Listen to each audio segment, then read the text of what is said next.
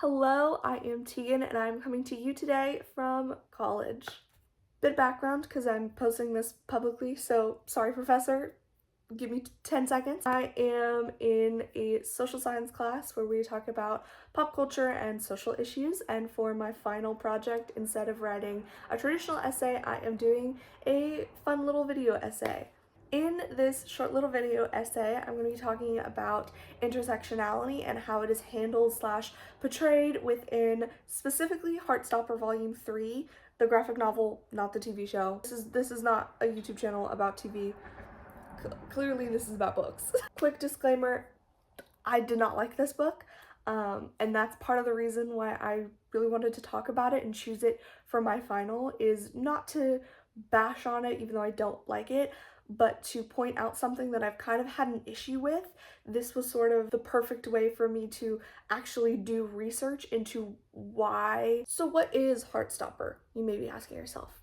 Great question. Heartstopper is a graphic novel series about two boys, Nick and Charlie, who kind of go on this journey of discovering themselves, figuring out who they are, and figuring out that them at this all-boys school kind of have a thing for each other.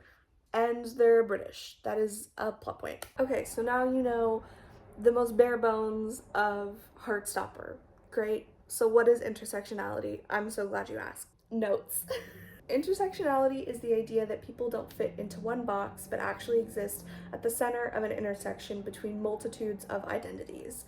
For example, I am a young woman. I'm from Hawaii. I am currently getting my bachelor's degree. So intersectionality is sort of the crossroads of all of those things. Kimberly Crenshaw created the term in 1989 after looking at her life being both a woman and being Black. It was a way to describe how different social identities sort of overlap and intersect with one another. And to quote her directly, intersectionality is a lens through which you can see where power comes and collides, where it locks and intersects. It is the acknowledgement that everyone has their own unique experiences of discrimination and privilege. So now you have a very basic understanding of Heartstopper and intersectionality. So let's connect the two, shall we? And for this, I'll be pretty much bouncing between three major sources and the novel, so I guess four. A little works cited page in the description in case you want to give the articles a read, because they're really interesting. So I have broken this down into 5 things that I think kind of sum up why intersectionality is not well represented within the series as a whole, but specifically pigeonholing ourselves into Heartstopper Volume 3. Again, busting out the notes. So 1 is the underrepresentation of racial and ethnic diversity. So our main focus is on Nick and Charlie, who are two white cis-het men. There are characters like Teo and Ellie, however they're more sidelined characters and just kind of there to keep the story going. They're not really a main focus of any of the books. When you're trying to talk about and showcase intersectionality, but then sidelining a whole section of intersectionality you could easily talk about, doesn't really make a whole lot of sense. Characters of color are often sidelined or given less development compared to their white counterparts, which limits an understanding of how race intersects with queerness. So my second one ties right into that, which is the sort of surface level idea of representation. So Ellie is a Black trans girl within the story. However, her entire journey is just kind of summed up within one conversation. It was briefly mentioned, and when it was mentioned and talked about, it was to uplift Nick on his sort of accomplishments as coming out and like make him feel better as a white cishet man coming out as bisexual. Quote, oppression cannot be reduced to only one part of an identity.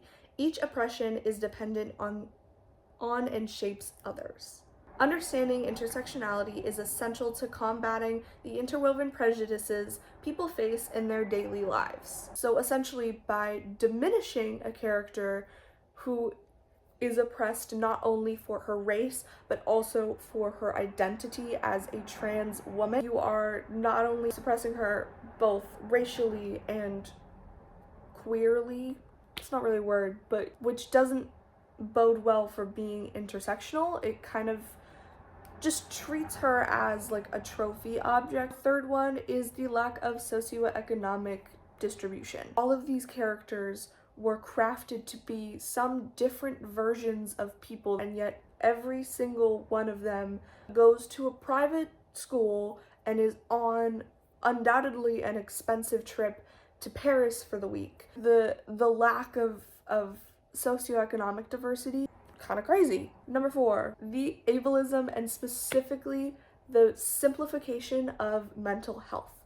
So throughout all of the books, Charlie deals with an eating disorder. This doesn't get really addressed ever. It is never given its own separate time. That's kind of my biggest critique overall. That's kind of the overarching theme, is that there's so much going on which could be perfectly tied into intersectionality. There are so many incredibly glaring issues. Feels like it was just rushed and kind of an afterthought as just a plot point and not as something to actually look at and dive into. Finally, we have the thing that I'm going to spend the most amount of time on, number 5, that is tokenism and representation. Again, tying back to the quote I read a couple minutes ago, that oppression and intersectionality are directly linked. And from an article literally this year when discussing intersectionality, quote, "Coincidentally, when we use the term now, race is rarely mentioned, and instead people argue that there are other marginalized identities to consider, thus deviating from the historical purpose and ignoring race altogether."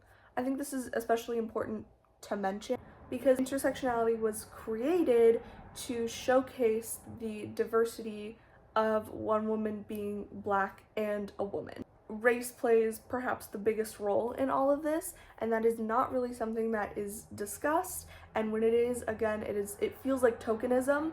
It doesn't feel anything other than surface level because that is all that is really discussed. We don't go into any detail except when it is important to help soothe one of our main characters who are white cis het men. Part of why I am so pressed about this is because of the idea of oppression and the conservative twist. One very powerful quote I want to read to you, last quote: "When the fight begins, it is when intersectionality moves from descriptive to prescriptive. It is as if intersectionality were a language with which conservatives had no real problem until it was spoken." And this is my main issue.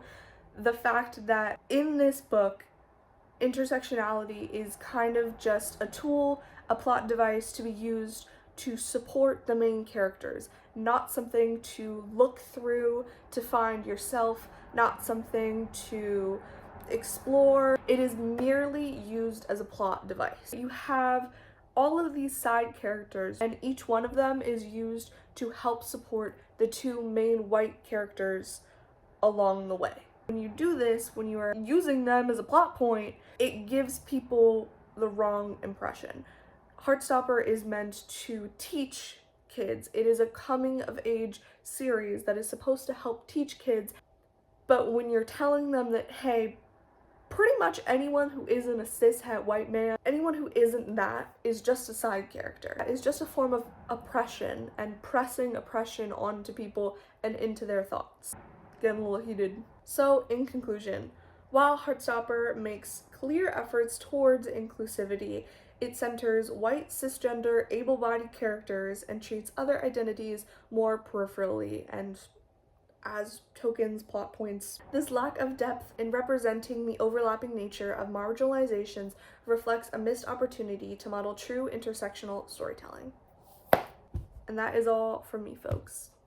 I hope you enjoyed. I hope you learned something. I had a really nice time being able to dive even more deeply into intersectionality and looking through with a critical lens at media. It's what I've enjoyed through this whole class period. So, Professor, thank you. I had a really fun time, and I hope you enjoyed me getting heated. I'm probably going to cut out a lot of it. Thank you, and bye-bye.